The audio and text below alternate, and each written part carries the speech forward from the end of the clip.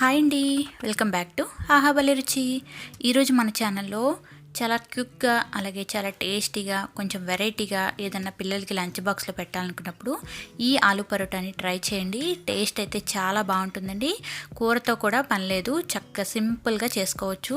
అలాగే టేస్ట్ కూడా చాలా బాగుంటుంది. పిల్లలు అయితే చాలా బాగా ఎంజాయ్ చేస్తారండి. నేను అప్పుడప్పుడు పిల్లలకి లంచ్ బాక్స్లోకి చేసి పెడతాను, చాలా ఇష్టంగా తింటారు. మరి లేట్ చేయకుండా ఎలా తయారు చేయాలో వీడియోలోకి వెళ్ళి చూసేద్దాం. ముందుగా అయితే ఒక బేషన్ తీసుకొని ఆ బేషన్లోకి 2 కప్పుల వరకు గోధుమ పిండి తీసుకోవాలి. గోధుమ పిండి వేసుకున్నాక దీనిలోకి 1 టీ స్పూన్ వరకు సాల్ట్ వేసుకోవాలి. ఆ తర్వాత ఒక అర టీ స్పూన్ వరకు వాముని కూడా యాడ్ చేసుకోవాలి. వాము వేయటం వల్ల టేస్ట్ అనేది బాగుంటుంది. వాము అరుగుదలకు కూడా చాలా మంచిదండి, అందుకనే వేసుకోండి. కొంచెం వేసుకుని బాగా మిక్స్ చేసుకున్నాక ఇప్పుడు కొంచెం కొంచెం వాటర్ యాడ్ చేసుకుంటూ పిండిని బాగా కలుపుకోవాలి. పిండిని చాలా సాఫ్ట్గా కలుపుకోవాలి. ఒకేసారి ఎక్కువగా వాటర్ వేయకుండా ఇలా కొంచెం కొంచెం వేసుకొని కలుపుకుంటే మనకి పిండి అనేది మరీ జారుడుగా అవ్వకుండా ఉంటుంది.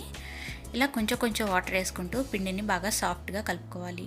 పిండిని ఒక 2-3 నిమిషాల పాటు బాగా ఇలా చేత్తో ఒత్తుతూ కలపాలి.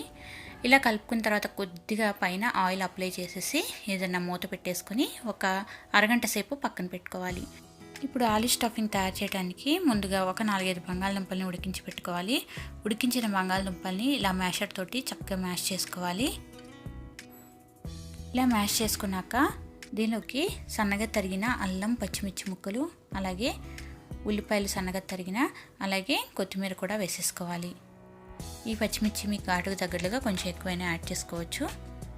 మొత్తం వేసిన తర్వాత ఒక 1/4 టీ స్పూన్ జీలకర్ర, 1 టీ స్పూన్ ధనియాల జీలకర్ర పొడి, ఒక అర teaspoon garam masala, 1 teaspoon వరకు కారం, డ్రై మ్యాంగో పౌడర్ ఉంటే ఒక అర టీ స్పూన్ వరకు వేసుకోండి, బాగుంటుంది. లేదంటే స్కిప్ చేసేయండి. సాల్ట్ కూడా వేసుకోవాలి 1 టీ స్పూన్ వరకు, లేదంటే మీ టేస్ట్కి తగ్గట్టుగా.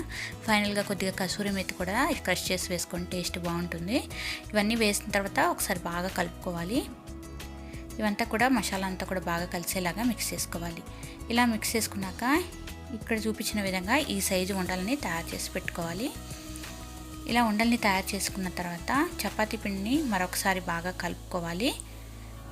పిండిని బాగా కలుపుకున్నాక దీన్ని కూడా చిన్న చిన్న ఉండలుగా తయారు చేసుకోవాలి. అంటే మనం ఏ స్టఫింగ్ అయితే ఎలా అయితే ఉండలు తయారు చేసుకున్నామో ఆ స్టఫింగ్ సైజు ఈ బాల్స్ కూడా తయారు చేసుకోవాలి చపాతీ పిండిని. ఇలా పిండి తయారు చేసుకున్న తర్వాత ఉండని తీసుకొని పొడి పిండి వేసుకొని ఇక్కడ చూపించిన విధంగా చిన్నగా రోల్ చేసుకోవాలి. ఇలా రోల్ చేసుకున్న తర్వాత దీనిలోకి మనం ముందుగా తయారు చేసుకున్న ఆలూ స్టఫింగ్ని కూడా దీనిలో పెట్టేసుకోవాలి.